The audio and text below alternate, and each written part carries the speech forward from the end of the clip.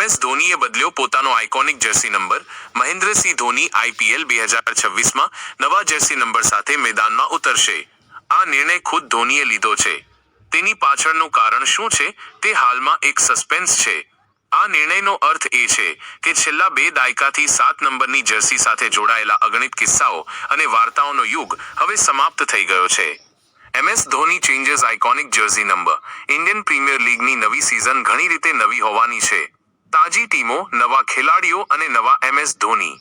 અમે નવા MS ધોની એટલા માટે કહી રહ્યા છીએ કારણ કે તેમણે એક એવો નિર્ણય લીધો છે જેણે દરેકને ચોંકાવી દીધા છે. ધોની IPL 2026માં નવા જર્સી નંબર સાથે મેદાનમાં ઉતરશે.